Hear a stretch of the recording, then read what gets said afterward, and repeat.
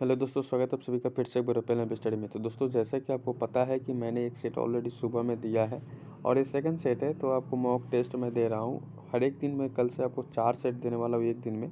तो काफ़ी बेहतरीन ढंग से आपको तैयार हो कर देंगे मैं जीके जीएस के रिगार्डिंग। आपको करंट अफेयर्स भी इसके साथ ही देखते हुए मिलता रहेगा साथ ही साथ। ठीक है। तो 689 का जो पद है उसको हम लोग बहुत ही अच्छी तरह से देखेंगे और अपने एग्ज़ाम को अच्छे तरह से क्रैक करने का प्रयास करेंगे। आइए मॉक टेस्ट सेकंड लगाते हैं हम लोग। जो भी क्वेश्चन इंपॉर्टेंट बन रहे हैं मैं सारा क्वेश्चन आपको देने का प्रयास कर रहा हूँ धीरे धीरे। हमारा पहला क्वेश्चन है आपके अंदर की आज़ाद दस्ता का गठन किसके द्वारा किया गया। आज़ाद दस्ता का गठन किसके द्वारा किया गया। तो जयप्रकाश नारायण के द्वारा किया गया। अगला प्रश्न है कि ऋग्वेद में बिहार के लिए किस शब्द का प्रयोग किया गया है। तो ऋग्वेद के लिए बिहार में अब किकट शब्द का प्रयोग किया गया है। किसके लिए किकट शब्द का प्रयोग किया गया है।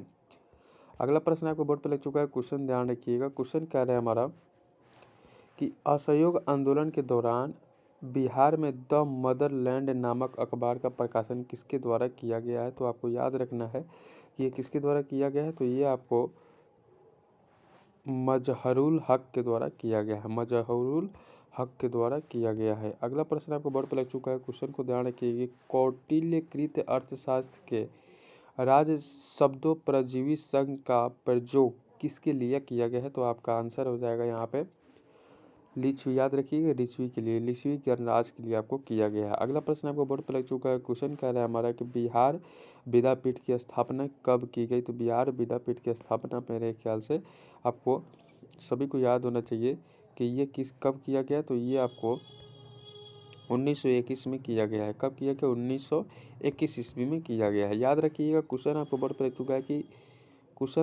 चुका है कि भारत के संविधान के किस अनुच्छेद में विधान परिषद के सृजन और विघटन के उपबंध अंतर्विष्ट किया गया है। तो सृजन और यहाँ पे विघटन दोनों चीज़ें आपके आंसर रखा गया। अनुच्छेद 169 मैंने पहले भी वीडियो में बताया था कि आपको अनुच्छेद और आपको संविधान से लगभग 5 से 6 क्वेश्चन आपको लगभग देखने को मिलेंगे ही मिलेंगे। महाधिवक्ता निम्नलिखित किसके प्रसाद पर्याप्त पद धारण करता है। तो 7 नंबर क्वेश्चन का आंसर याद रखिएगा, राज्यपाल। याद रखिएगा, राज्यपाल। वीडियो को लाइक और शेयर कर दीजिएगा और अपने दोस्तों के साथ शेयर के साथ साथ चैनल को सब्सक्राइब भी कीजिएगा, ताकि जितने भी कैंडिडेट रहेंगे आपको मन में जो भी सवाल आ रहे हैं कमेंट कीजिएगा। मैं उसको रूबरू और उसको शुरू से लास्ट तक बताने का प्रयास करूँगा और जो भी आपके मन में सवाल है तो उसको मैं बताने का प्रयास करता रहूँगा। भारतीय संविधान की प्रस्तावना याद रखिएगा कि पंथ निरपेक्ष शब्द किस वर्ष में जोड़ा गया। तो पंथ निरपेक्ष आपको 1976 के अंदर जोड़ा गया। नेक्स्ट क्वेश्चन है कि भारत में पंचायती राज व्यवस्था की शुरुआत कब हुई है। तो पंचायती राज व्यवस्था आपको 2 अक्टूबर 1959 को किया गया है। याद रखिए क्वेश्चन के ली कमीशन। याद रखिए क्वेश्चन कह रहा है कि ली कमीशन निम्नलिखित में से किससे संबंधित है। तो ली कमीशन निम्नलिखित में से भारतीय सिविल सेवा से संबंधित है। भारतीय सिविल सेवा से संबंधित हो जाते हैं। क्वेश्चन आपके बोर्ड पे लग चुका है। क्वेश्चन अगला क्वेश्चन देखिए क्या कह रहा है। ठीक है, चलिए अगला क्वेश्चन आपको बोर्ड पे लग चुका है। क्वेश्चन कह रहा है हमारा कि भारत सचिव का पद निम्नलिखित में से किसके द्वारा बनाया गया था। तो किसके द्वारा बनाया गया था। तो आपको 1858 का भारत शासन अधिनियम, 1858 का क्या होता है कि शासन अधिनियम। ठीक है, चलिए अगला प्रश्न आपको बोर्ड पर लग चुका है कि भवानी मंदिर की रचना किसके द्वारा की गई थी। तो भवानी मंदिर की रचना 12 नंबर क्वेश्चन का आंसर अरविंद घोष के द्वारा किया गया था। किसके द्वारा। अरविंद घोष के द्वारा किया गया था। क्वेश्चन इस प्रकार से पक्का ही देखने को मिलता है कि निम्नलिखित में से किसने भारत में अंग्रेजी शिक्षा की नींव डाली थी। भाई साहब ये चीज़ आपके किसके द्वारा हो जाएगा। तो 1813 के चार्टर अधिनियम को बिल्कुल सही कहा जा रहा है। General committee of public instructions 1823 के अंदर बिल्कुल सही है। और प्रचार विद एवं आंगल विद विवाद के द्वारा 1, 2, 3 आपका बिल्कुल सही कहा जा रहा है। भाई साहब अगला क्वेश्चन आपको बोर्ड पर लग चुका है। क्वेश्चन कह रहा है फिनिक्स फॉर्म की स्थापना किस व्यक्ति द्वारा की गई थी।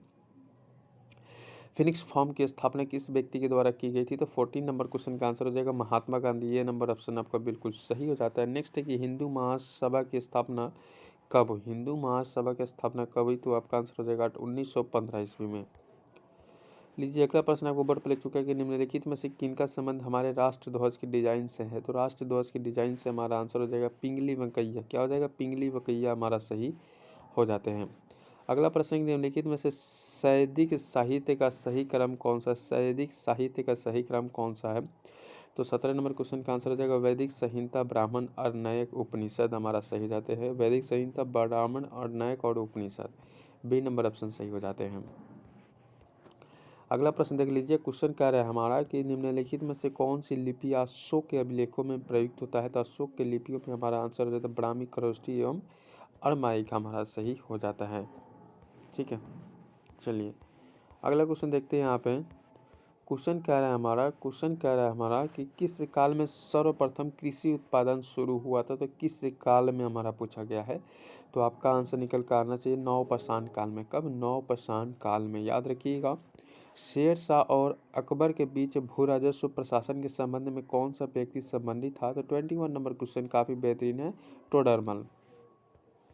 ठीक है, चलिए अगला प्रश्न कहा जा रहा है कि सिक्कों पर टकसाल का नाम लिखवाने एवं अपनी छवि अंकित कराने की प्रथा किसने शुरू की थी। तो 22 नंबर क्वेश्चन का आंसर जहांगीर हमारा सही हो जाते हैं। अगला प्रश्न आपको बोर्ड पर लग चुका है। क्वेश्चन कह रहा है हमारा कि चोल साम्राज्य की स्थापना किसने की थी। चोल साम्राज्य का स्थापना किसने किया था। आंसर कीजिएगा विजयालय ने। किसने? विजयालय ने। इनमें से किस राज्य में अरावली की पहाड़ियाँ है। तो सबसे बहुत ही महत्वपूर्ण इंपॉर्टेंट क्वेश्चन है। राजस्थान के अंदर अरावली की पहाड़ियाँ आ जाती हैं। अगला प्रश्न है कि निम्नलिखित में से कौन सी भू आकृति का निर्माण नदी के अपरदन क्रिया के द्वारा होता है। तो 25 नंबर क्वेश्चन का आंसर हो जाएगा गॉर्ज। याद रखिए गॉर्ज। नेक्स्ट क्वेश्चन आपको बोर्ड पर लग चुका है। गौर से याद रखते हुए आगे चलना है। कह रहा है कि निम्नलिखित में से कौन वलित पर्वत उदाहरण नहीं है। तो वलित पर्वत उदाहरण नहीं है तो सियरा नेवादा हमारा सही हो जाता है। दलहन तथा तिलहन में सर्वाधिक उत्पादन करने वाला राज्य बताइए। दलहन तथा तिलहन सर्वाधिक उत्पादन करने वाला राज्य बताइए। तो 27 नंबर क्वेश्चन का आंसर हो जाता है मध्य प्रदेश हमारा सही हो जाते हैं। अगला प्रश्न आपको बोर्ड पर लग चुका है कि निम्न में से किस देश में ग्रेट स्लेव झील स्थित है। ग्रेट स्लेव झील स्थित है। तो 28 नंबर क्वेश्चन का आंसर हो जाएगा कनाडा। ठीक है, चलिए कनाडा हमारा बिल्कुल सही हो जाता है। अगला क्वेश्चन देखते हैं। अगला क्वेश्चन क्या कहा जा रहा है।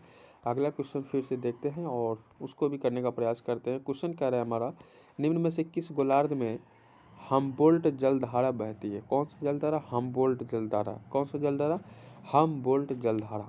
सेट प्रैक्टिस कीजिए और अपना रिजल्ट मिल जाएगा दक्षिण गोलार्ध। क्योंकि आप क्वेश्चन याद रहता है लेकिन आपको कॉन्फिडेंस नहीं रहता है। चुक्सी सागर निम्नलिखित में से कहाँ स्थित है। चुक्सी सागर। तो 30 नंबर क्वेश्चन का आंसर क्या निकल कर आ जाता है चुक्सी सागर। आर्कटिक महासागर हमारा सही हो जाता है। नेक्स्ट क्वेश्चन है कि सुदूर दक्षिण में स्थित लैंडलॉक्स देश कौन सा है। लैंडलॉक्स देश कौन सा है। तो आपका आंसर हो जाएगा लेसोथो। लेसोथो हमारा सही हो जाता है। अगला किलिंगमंजारो पर्वत किस देश में स्थित है। किलिंगमंजारो पर्वत किस देश में स्थित है। 32 नंबर क्वेश्चन का आंसर हो जाता है तंजानिया में हमारा सही हो जाता है। अगला प्रश्न देखते हैं। कह रहा है कि पोलर सिल्क रोड निम्नलिखित में से कौन देश बना रहा है। तो पोलर सिल्क रोड निम्नलिखित में से कौन सा देश बना रहा है। तो 33 नंबर क्वेश्चन का आंसर क्या निकल कर आ जाता है। आंसर निकल कर जाता है बी, यानी कि आपको चीन सही हो जाते हैं। अगला है भारत के कितने राज्य पाकिस्तान के साथ सीमा साझा करता है। तो ये चीज़ें काफ़ी इंपॉर्टेंट है। कभी आपको बांग्लादेश से भी पूछा जा सकता है, पाकिस्तान से भी पूछा जा सकता है, साथ ही नेपाल से भी पूछा जा सकता है। ठीक है, श्रीलंका से भी पूछा जा सकता है कि सटा है कि नहीं सटा है, और सटा है तो कौन सा राज्य सटा है, ये भी चीज़ पूछा जा सकता है। कितने राज्य सटे हुए हैं, किसी से भी पूछा जा सकता है। इस प्रकार से क्वेश्चन आपको पूछे जाते हैं। तो आपका आंसर हो जाता है 3 राज्यों से। भारत के कितने राज्य पाकिस्तान के साथ साझा करते हैं। तो 3 राज्य होते हैं। अगला क्वेश्चन इको मार्क का चिन्ह प्रदर्शित करता है। इको मार्क का चिन्ह प्रदर्शित करता है, ये चीज़ आपसे पूछा गया है। तो 35 नंबर क्वेश्चन का आंसर निकल के आ जाता है लेबल लगाने की व्यवस्था। क्या हो जाता है? लेबल लगाने की व्यवस्था। अगला प्रश्न चिकित्सा के क्षेत्र में गोल्डन आवर इनमें से किससे संबंधित है। गोल्डन आवर किससे संबंधित है। 36 नंबर क्वेश्चन का आंसर निकल के आ जाता है हार्ट अटैक से। किससे? हार्ट अटैक से। किससे? हार्ट अटैक से। ठीक है, चलिए अगला प्रश्न कहा जा रहा है कि एक व्यक्ति दुर्घटना में घायल हो गया है, उसके रक्त समूह की जांच के लिए समय नहीं है, उसे निम्न में से कौन सा रक्त दिया जाना चाहिए। तो उनमें से कौन सा रक्त दिया जाना चाहिए। तो आपका आंसर हो जाता है ओ नेगेटिव आपको देना चाहिए। ठीक है, आपको हर एक तरह से क्वेश्चन से रूबरू में करा कर ही भेजूंगा यहाँ से। अगला प्रश्न कि जब तक व्यक्ति वृद्ध हो जाता है तो सामान्यतः उसका रक्त का दाब क्या होता है। भाई साहब क्वेश्चन का आंसर ये देखिएगा पॉइंट। तो ब्रीद हमारा दिया गया है, तो ब्रीद से संबंधित ही क्वेश्चन रहेगा। तो बढ़ जाता है। क्या हो जाता है? बढ़ जाता है। तभी तो बूढ़े लोग ज़्यादा गुस्सा हो जाते हैं। क्रोमेटोग्राफी की तकनीक का प्रयोग किस कार्य में होता है? तो क्रोमेटोग्राफी का पूछा गया है, तो आपका आंसर हो जाता है द्रव मिश्रण से पदार्थों का अलग करने से। ठीक है, चलिए अगला क्वेश्चन देखते हैं। अगला क्वेश्चन क्या पूछा गया है? अगला क्वेश्चन आपके बोर्ड पर लग चुका है। एक चीज़ और पूछे जाते हैं आपके इसके रिगार्डिंग क्वेश्चन पूछे जाते हैं कि आपको फॉर्मिक अम्ल किससे मतलब किस में पाया जाता है, साइट्रिक अम्ल किस में पाया जाता है, टार्टेरिक अम्ल किस में पाया जाता है, ये चीज़ें भी आपसे पूछे जाते हैं। ऐसे क्वेश्चन एक क्वेश्चन आपके अंदर जरूर देखने को मिल जाता है। कारण है कि ऐसे क्वेश्चन देखते हैं कि फंसा देता है ना। ठीक है, तो चलिए फॉर्मिकॉल आप सभी को पता है कि चींटी के अंदर होता है। फॉर्मिकॉल किसके अंदर होता है? चींटी के अंदर होता है। वही साइट्रिक अम्ल का बात पूछा जाए तो साइट्रिक अम्ल जब भी पूछेगा तो आपको नींबू याद रखिएगा, और बचा है टार्टेरिक तो आपको इमली कर देना है। बस 100 ऐसे थे। ठीक है, चलिए अगला प्रश्न कह रहा है कि लोहा जिससे प्राप्त किया जाता है वो क्या है? तो लोहा जिससे प्राप्त किया जाता है उसे क्या कहते हैं? तो आपका आंसर हो जाए हेमेटाइट। क्या हो जाता है? हेमेटाइट हमारा सही हो जाता है। प्रश्न है कि 1 नैनोमीटर निम्नलिखित में से किसके बराबर होता है? तो जितने भी कैंडिडेट को जोड़िएगा काफ़ी मजा आएगा। तो 42 नंबर क्वेश्चन का आंसर हो जाता है 10 के पावर -7 सेंटीमीटर हो जाते हैं। अगला प्रश्न है कि पदार्थ के, याद रखिए क्वेश्चन कह रहा है कि पदार्थ के संवेग और वेग के अनुपात में कौन सा भौतिक राशि प्राप्त की जाती है? तो कौन सा भौतिक राशि प्राप्त की जाती है? तो आपका आंसर निकल के आ जाएगा भाई साहब 43 नंबर क्वेश्चन का आंसर द्रव्यमान। क्या हो जाता है? द्रव्यमान हमारा सही हो जाते हैं। अगला प्रश्न देखिए, कहा जा रहा है कि सड़क पर चलने की अपेक्षा बर्फ पर चलना कठिन है क्योंकि क्या होते हैं? घर्षण होते हैं, क्या चीज़ होते हैं? एक्चुअली में यहाँ पे बर्फ में सड़क की अपेक्षा घर्षण कम होता है। क्या होता है? घर्षण कम होता है, हम पिछल जाते हैं, इसकी वजह से क्या होता है? चलना बहुत ही कठिन हो जाता है। अगला प्रश्न देख लीजिए, क्वेश्चन कह रहा है कि प्रतिरोध का मान क्या होगा यदि परिपथ में विद्युत धारा 10 एम्पीयर तथा विभवांतर 12 वोल्ट हो? तो भाई साहब क्या होता है? तो 45 नंबर क्वेश्चन का आंसर 1.2 ओम हो जाते हैं। 1.2 ओम हो जाते हैं, ये नंबर ऑप्शन सही हो जाते हैं। अगला क्वेश्चन करें, यदि चलती हुई वस्तु का वेग दुगुना हो जाए तो वस्तु की गतिज ऊर्जा क्या होगी? तो वस्तु की गतिज ऊर्जा क्या होगी? तो 46 नंबर क्वेश्चन का आंसर हो जाता है 4 गुना हो जाएगा। क्या हो जाएगा? 4 गुना हमारा सही हो जाता है। नेक्स्ट क्वेश्चन आपको बोर्ड पर लग चुका है कि मरुस्थल में मृग मरीचिका उत्पन्न होने का कारण क्या हो जाता है? मृग मरीचिका उत्पन्न होने के कारण हमारा आंसर निकल कर जाता है प्रकाश का पूर्ण आंतरिक परावर्तन हो जाता है। बी नंबर ऑप्शन करेक्ट हो जाता है। तो इस तरह से जो भी इंपॉर्टेंट क्वेश्चंस थे हमने आपको कराने का पूरा प्रयास किया है। वीडियो को लाइक नहीं तो लाइक कर दीजिएगा, और अपने दोस्तों तक शेयर नहीं किया तो प्लीज़ आप अपने दोस्तों को शेयर कीजिए। चैनल को सब्सक्राइब नहीं किया तो सब्सक्राइब कीजिए, बेल आइकन को प्रेस कीजिए ताकि नोटिफिकेशन मिलेगा, क्लास को आपको सारा चीज़ आपको देखने को मिलेगा। हाँ, मन में कोई सवाल है तो डायरेक्ट आप कमेंट कर सकते हैं, पूछ सकते हैं। मिलते हैं नेक्स्ट वीडियो में, तब तक गुड बाय सब लोग। जय हिंद सभी साथियों को।